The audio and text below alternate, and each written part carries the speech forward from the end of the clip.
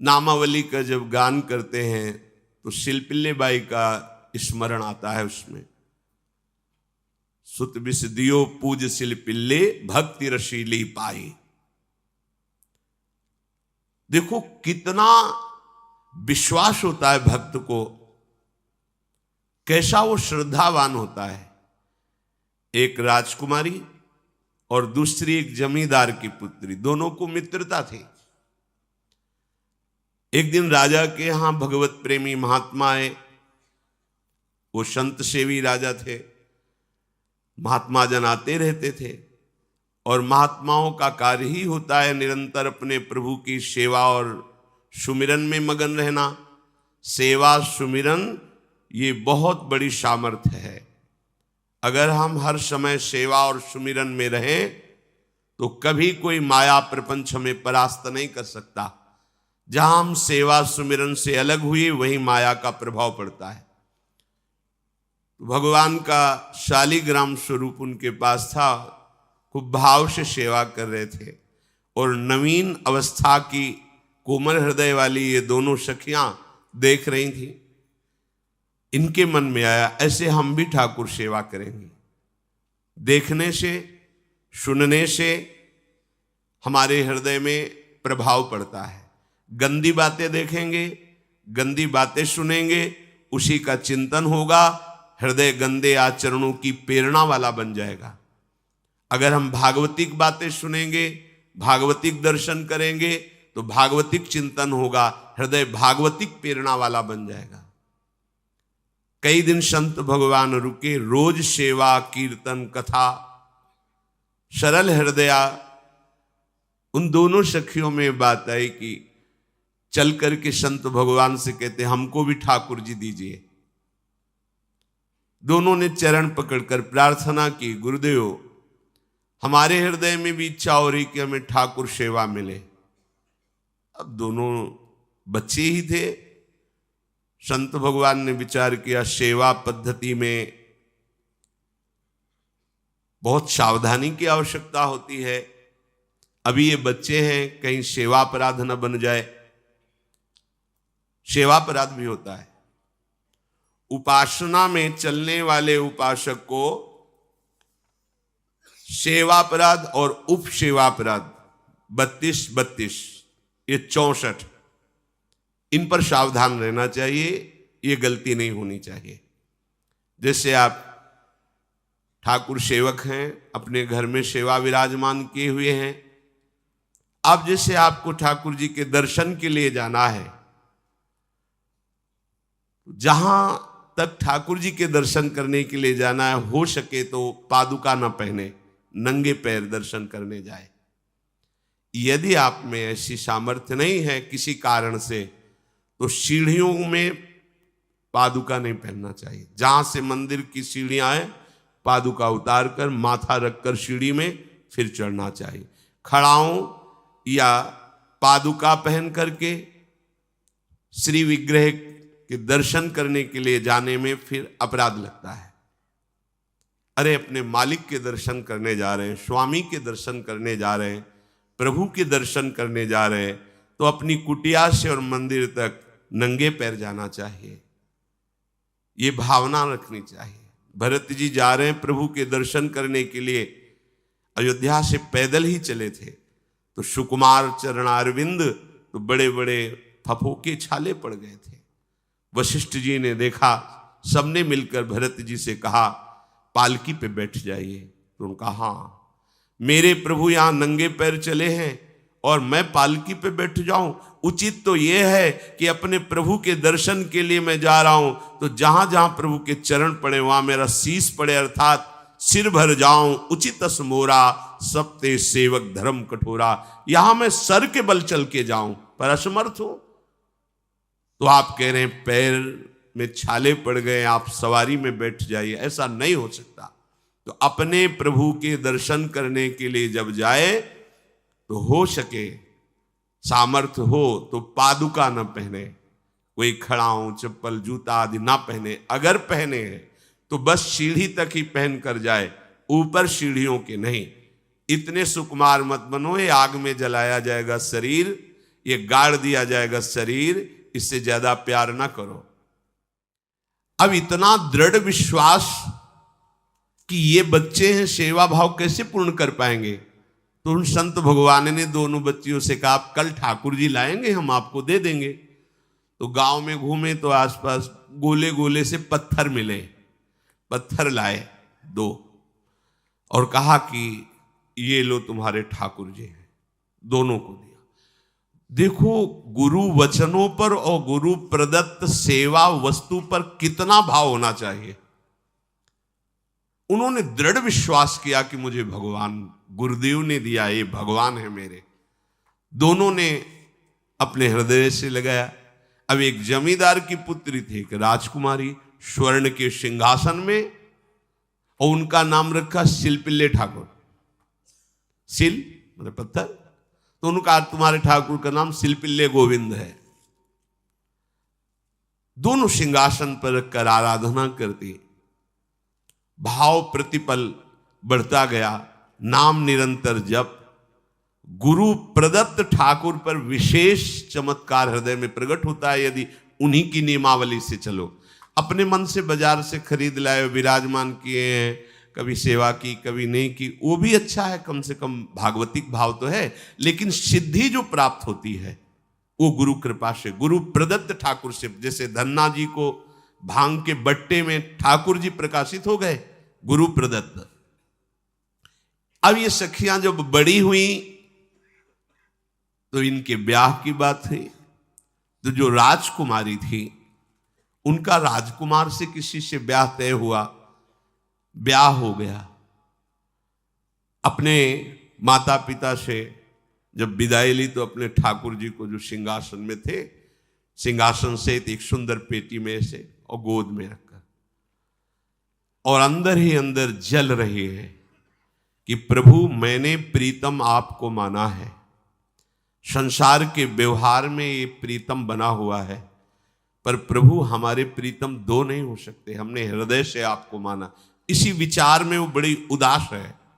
पहले पालकियों में ऐसा राज सैनिक चल रहे हैं, पालकियों में वो बहू जा रही है और राजकुमार घोड़े पर। राजकुमार बार बार पालकी के समीप जाता, दर्शन करने की इच्छा होती है ना, तो उदास देखता, मन में बड़ी गिलानी हुई। उसने कहा, एक नदी थी, उसने कहा यहां हम थोड़ी देर विश्राम करना चाहते हैं, राजकुमारी की पालकी रखी जाए और सैनिक दूर खड़े हो। तो राजकुमार वैसे ही आज्ञा हुई।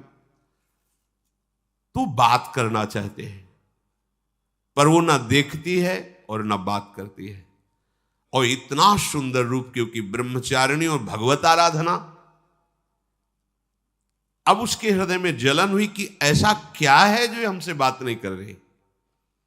बस बार बार ऐसे पिटारी खोल के ऐसे ठाकुर जी को देखती।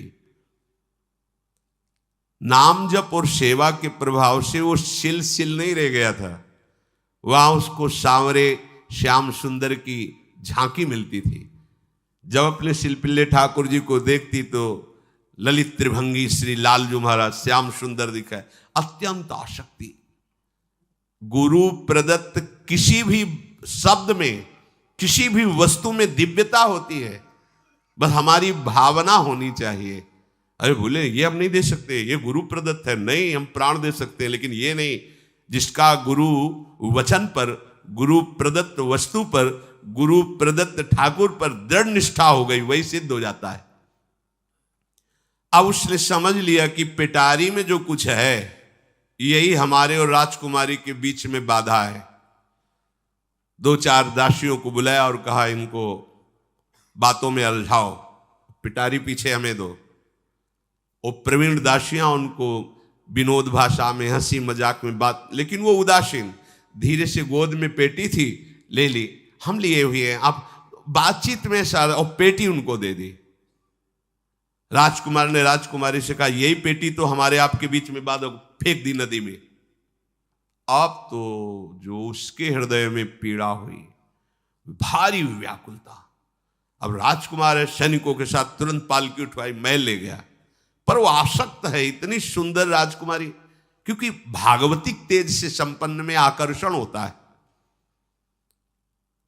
राजकुमारी ने कहा, यदि हमारे ठाकुर नहीं तो मैं नहीं।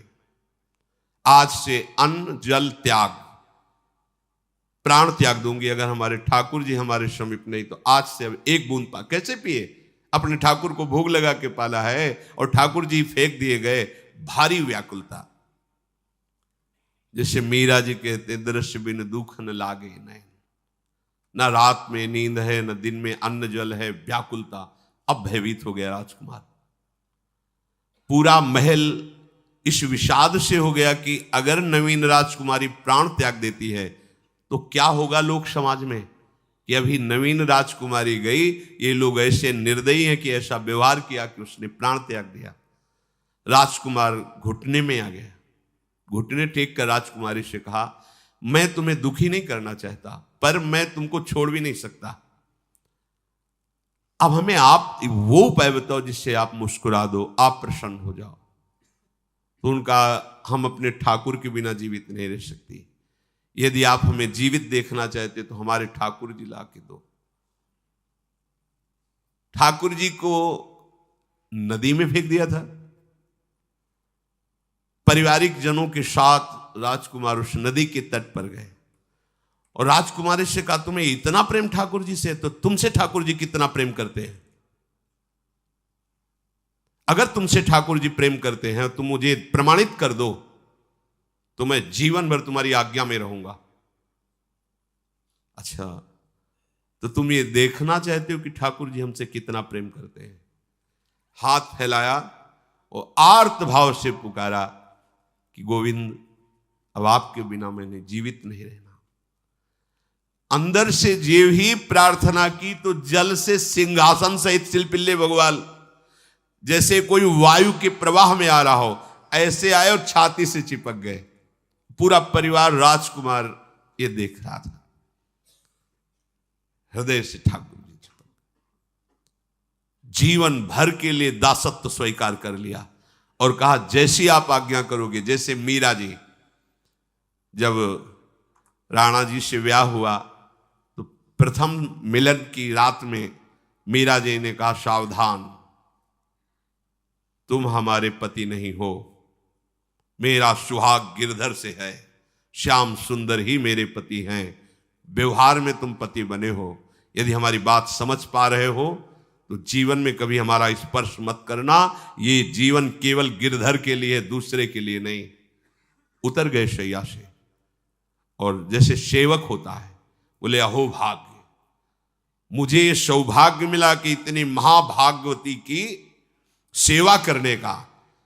एकांत में मैं सदैव तुम्हारे शिष्य की तरह बर्ताव करूंगा, पर समाज में तुम्हें बहू की तरह बर्ताव करना होगा, नहीं तो लोग जीने नहीं देंगे। समाज में पत्नी की तरह और एकांत में गुरु शिष्य के। तुम हमारी गुरु होगी और हमसे ऐसा ही बर्ताव राणा ने जी, ऐसा ही उस राजकुमार ने दी। हमारी भागवतिक निष्ठा ऐसी होनी चाहिए कि जो गुरु जी ने मंत्र दिया है, जो गुरु जी ने उपासना दी है, उसमें दृढ़ विश्वास होना चाहिए। हमारे अंदर किंचन मात्र फिसलाव नहीं होना चाहिए। और आगे जो महामहिम सूत्र है, जब तक हमारा मन प्रभु में समर्पित ना हो जाए तब तक पाप होने की संभावना होती है। बड़े बड़ों से चूक हो जाती है। इसमें यह नहीं कहा जा सकता कि हम इतने वर्ष से साधन में लगे, हमसे चूक नहीं होगी, ये तो भूल जाना। बड़े बड़ों से चूक करवा देना माया का कार्य होता है, पर जिनका मन प्रभु को समर्पित हो गया है उनसे चूक नहीं हो सकती। इसलिए जो अगला सूत्र वर्णन किया कि जितने भी पापाचरण होते हैं वो सब मेरे से होते हैं, ऐसा उपासक दृढ़ निश्चय करे। ऐसा नहीं कि पापाचरण भगवान से, भगवान करा रहे हैं। जिन लोगों का एक प्रश्न होता है कि जब सब कुछ भगवान करा रहे हैं, भगवान की इच्छा के बिना पत्ता भी नहीं हिलता, तो जो हम पापाचरण, गलत आचरण, वो भी तो भगवान ही करा रहे हैं। इस विषय को समझना है।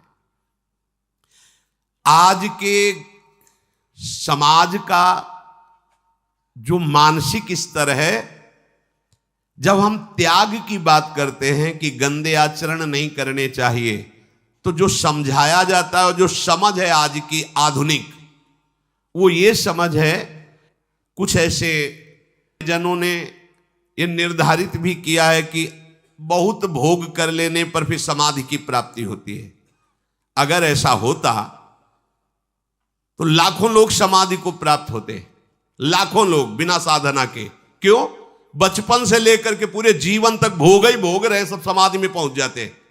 प्रायः सबके दिमाग में बात बैठी है कि अगर हम भोग ले तो हम मन को समझा सकते हैं, लेकिन आप बात अनुभव की समझ लीजिए कि आप भोगने के लिए जो ही गए तो मन के गुलाम बन करके गया, वो कभी तुम्हें मुक्त होने का अवसर नहीं देगा। और आज तक किसी ने भी ऐसा नहीं कहा भोग भोगने के बाद कि आज के बाद मैं प्रण करता हूं, मैंने जान लिया कि इसमें सुख नहीं है, आज के बाद कभी भोग नहीं भोगूंगा। कभी किसी ने नहीं कहा। सबको इस दलदल में गिरने के बाद सदगुरु या भगवान ने ही निकाला है, स्वयं आज तक कोई निकल नहीं पाया, कोई नहीं निकल पाया। ये ऐसा दलदल है। पर लोगों की भ्रांति रहती है कि ये जो मेरा मन जिन भोगों के लिए लालायित हो रहा है, उन भोगों को खूब भोगूं, फिर बाद में अनुभव जब हो जाएगा तब हम इनका त्याग करके फिर भजन मार्ग में चलेंगे। जो भजन मार्ग में चलते हैं उनके मन में भी लगा रहता है कि अगर एक बार भोग लूं तो मन को समझा तो सकता हूं। यह है आधुनिक सोच, यह है हमारे मानसिक सोच का स्तर। सब लोग देख लीजिए। अब भागवतिक सोच और शास्त्र सिद्धांत का जो मत है वो ये है, ये डंके की चोट से गाया गया है और इसी मार्ग में चल करके समाधि को प्राप्त हुए महापुरुष। एक भी कोई ऐसा समाधिस्थ महापुरुष बता दिया जाए विश्व में जिसने भोगों के भोगने के बाद समाधि को प्राप्त हुआ हो। जैसे हम भोजन कर लेते हैं तो लगता है अब कुछ नहीं, लेकिन 6 घंटे व्यतीत होते होते पर्चा बन जाएगा कि ये चीज फिर चाहिए खाने को। ऐसे ही कोई भोग भोगने के बाद कुछ क्षण के लिए उससे विरति हो जाती है, ठीक है, लेकिन फिर कुछ मिनट होने के बाद फिर नई स्फुरना, नया संकल्प, नई क्रिया, नई भोग वासना सब हृदय में देख लो। इसके लिए किसी और से सलाह लेने की जरूरत नहीं। इसलिए ये जो संतों का मत है, शास्त्र का मत है कि भोगों के भोगने से भोग वासना दृढ़ होती है, कामना बढ़ती है, ना कि शांति मिलती है। लेकिन आधुनिकता में भोगों को भोगने से शांति मिलती है, ऐसी धारणा बनी हुई है और ये गलत है। और ये इतनी गलत हो जाती है कि हम हत्या करने लगते हैं, हिंसा करने लगते हैं, पूज्य जनों के साथ दुर्व्यवहार करने लगते हैं। आज तक भोगों में इति नहीं हुई। देवयानी जी भगवान शुक्राचार्य जी की पुत्री हैं। वो इतनी सुंदर हैं कि कोई अप्सरा भी उनसे होड़ नहीं कर सकती, क्योंकि भगवान शुक्राचार्य की पुत्री जितेंद्री, पवित्र, भगवद आराधन संपन्न। बड़ा प्रसंग है, उसको ना लेते हुए हम सारांश में बता रहे। वृषपर्वा की पुत्री शर्मिष्ठा, ये असुर राजकुमारी है। दैत्यराज वृषपर्वा, उनकी पुत्री शर्मिष्ठा, और दैत्य गुरु भगवान शुक्राचार्य, उनकी पुत्री देवयानी बड़े समाज के साथ जंगल में गई हुई थी।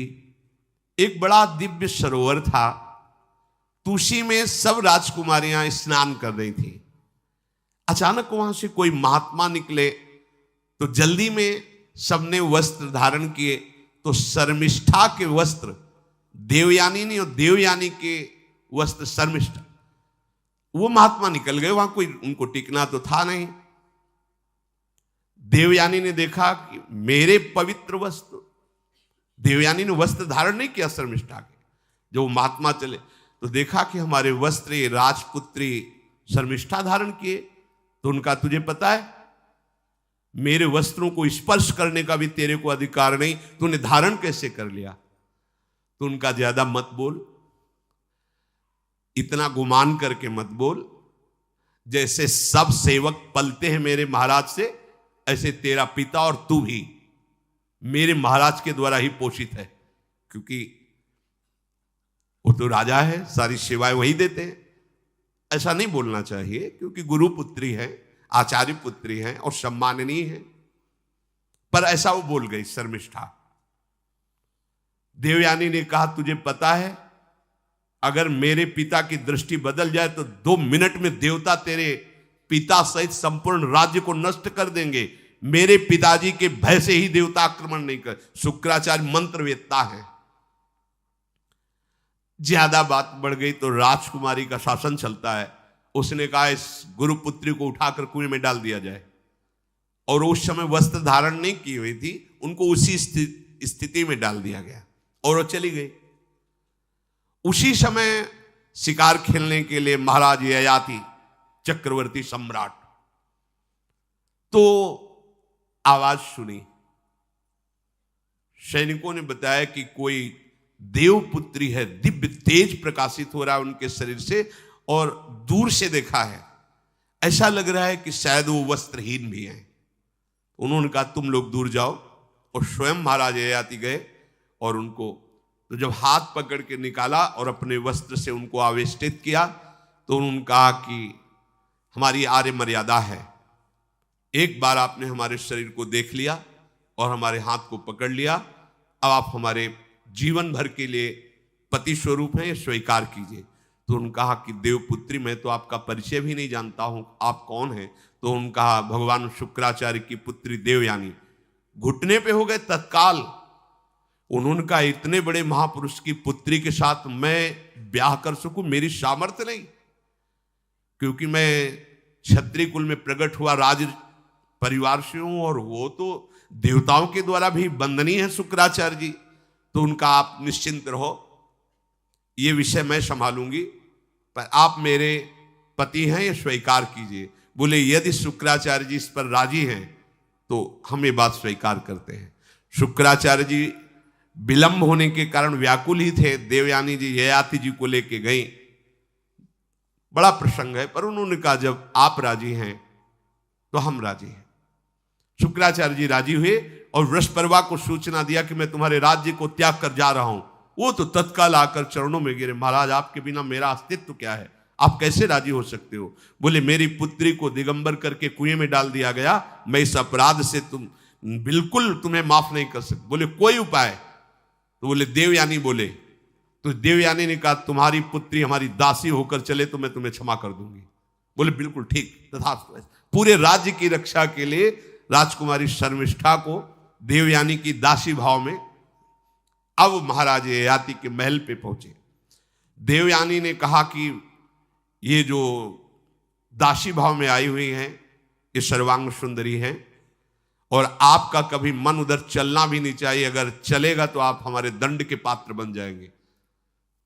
स्वीकार कर लिया और बहुत दूर उनके लिए महल का निर्माण करवाया और वो सेवा में आती है। कुछ समय के बाद जब देवयानी जी के पुत्र हुए तो वन विहार के लिए अपने पुत्रों को लेकर चली, तो उधर शर्मिष्ठा के 2 पुत्र हो चुके थे, इनको पता भी नहीं था, और वो दौड़ कर आए, ययाति को पिताश्री कह करके आलिंगन किया, छोटे छोटे बच्चे।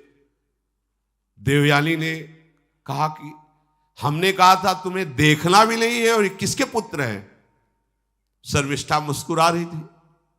देवयानी ने कहा अब तुम्हें दंड देंगी ही देंगी, और चली गई भगवान शुक्राचार्य जी के पास।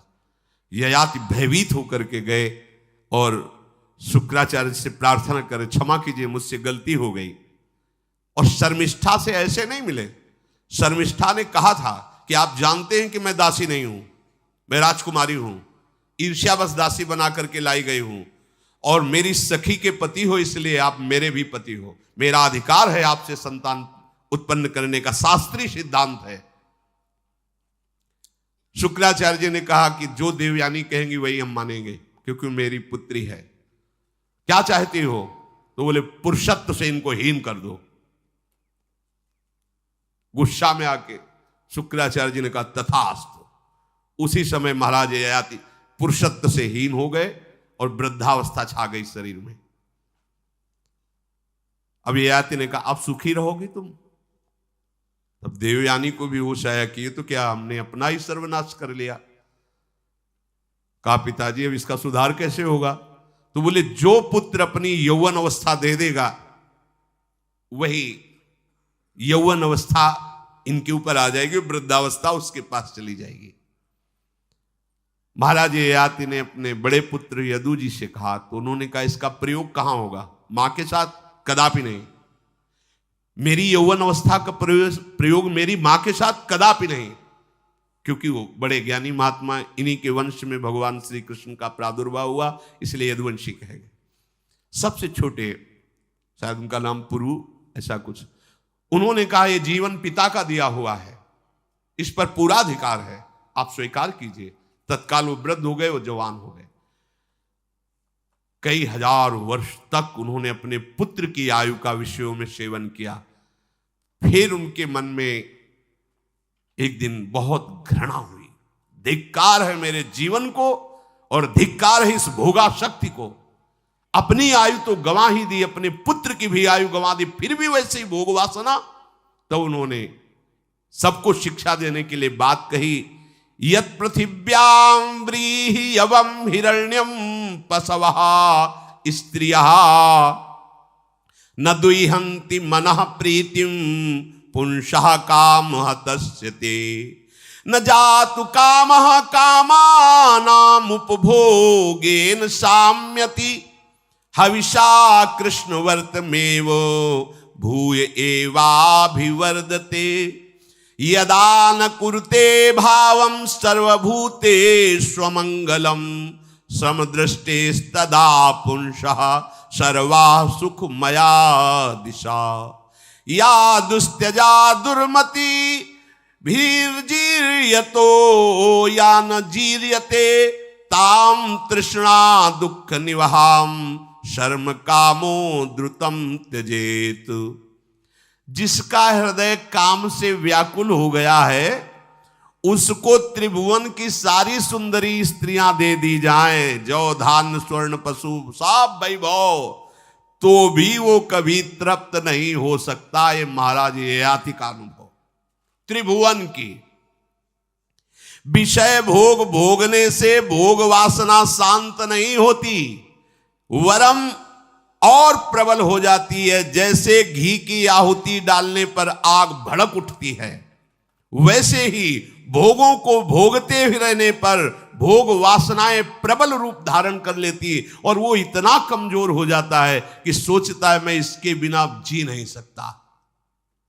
जब मनुष्य किसी भी प्राणी से राग कर बैठता है तो उसके हृदय की सामर्थ्य नष्ट हो जाती है। किसी भी, देखो ना, छोटे छोटे नशाओं में इतना हम आसक्त हो जाते, अब हम इसके बिना जी नहीं सकते। किसी भी वस्तु का जब हम भोग करते, इसके बिना जी नहीं सकते। इसलिए सबको संदेश महाराज ययाति देते हैं, यदि तुम अपनी कामना को शांत करने वाले, रोकने वाले बन गए तो दसों दिशाएं तुम्हारे लिए सुखमयी हो जाएंगी। विषयी पुरुष को तृष्णा रात दिन जलाती रहती है, बहुत भोग भोगने पर भी वो कभी शांति या तृप्ति प्राप्त नहीं कर पाता। इसलिए जब हम भगवत मार्ग में चलते हैं तो ये तृष्णा और कामना ये डाइन की तरह हमारे हृदय में लगी रहती है। तृष्णा, भोगे हुए भोग को बार बार भोगने की इच्छा, कामना, सुने हुए देखे हुए भोगों को भोगने की इच्छा।